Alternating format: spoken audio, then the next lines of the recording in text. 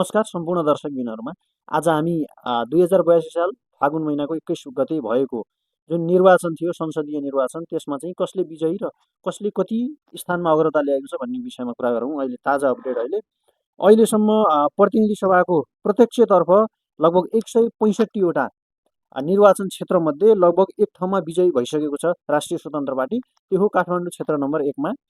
अहिलेसम्म अग्रस्थानमा राष्ट्रिय स्वतन्त्र पार्टी छ, जसमा 43औँ ठाउँमा चाहिँ के गरेको छ उसले आफ्नो क्षेत्र ओगटिसकेको छ। उसले चाहिँ अग्र स्थानमा छ भनेर बुझ्न सक्छौँ हामी। र विजय एक ठाउँमा भइसक्यो काठमाडौँ क्षेत्र नम्बर 1मा। त्यसै गरी नेपाली काङ्ग्रेस 7वटा ठाउँमा छ अहिलेसम्म अग्रता। र त्यसै गरी नेकपा एमाले 2 ठाउँमा छ अग्रता। त्यसै गरी पाँचकुने तारा 2 ठाउँमा छ। हलो पनि 2 ठाउँमा छ राष्ट्रिय प्रजातन्त्र पार्टी। माटो 1 ठाउँमा अग्रता छ।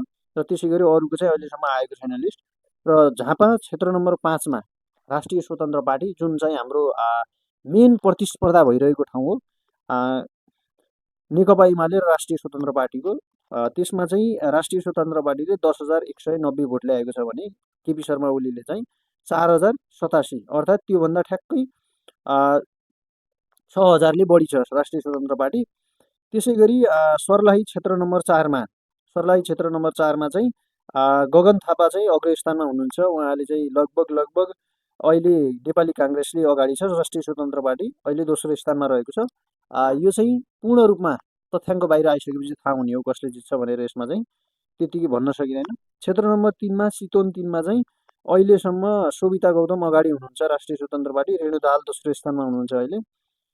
सोभिता गौतमले चाहिँ 3,639 भोट ल्याएको छ।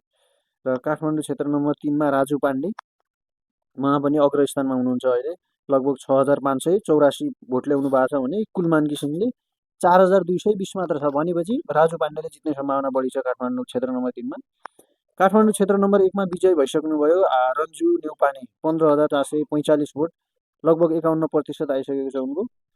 र दोस्रो स्थानमा चाहिँ काङ्ग्रेस छ है। त तेस्रो स्थानमा राष्ट्रिय प्रजातन्त्र पार्टी छ।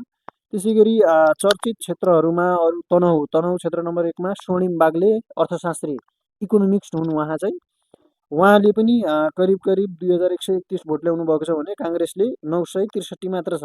भनेपछि धेरै अगाडि, एकदम डबल टेबल अगाडि हुनुहुन्छ उहाँ अहिले।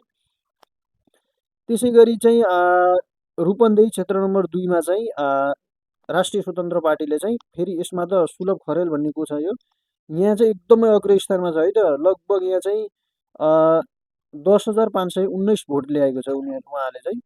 र विष्णु प्रसाद पौडेल नेपाल कम्युनिस्ट पार्टीबाट चाहिँ लगभग 2,193 हार्ने चान्स एकदम छ यसमा चाहिँ।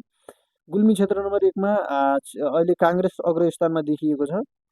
र त्यसै गरी रुकुम पूर्व क्षेत्र नम्बर 1मा चाहिँ पुष्पकमल दाहाल प्रचण्ड, कम्युनिस्ट पार्टी है त, नेपाल कम्युनिस्ट पार्टीले चाहिँ अग्रस्थानमा देखाएको छ अहिले। लगभग 1,415 भोट ल्याएको छ भने नेकपा एमाले चाहिँ नेकपा कम्युनिस्ट पार्टीले चाहिँ नेपाल कम्युनिस्ट पार्टी है त ले चाहिँ 431 भोट ल्याएको छ। एमाले, नेपाल कम्युनिस्ट पार्टी एमाले है त। माथिको चाहिँ पाँचकुने तारा हो, त्यो चाहिँ अग्रस्थानमा छ है त।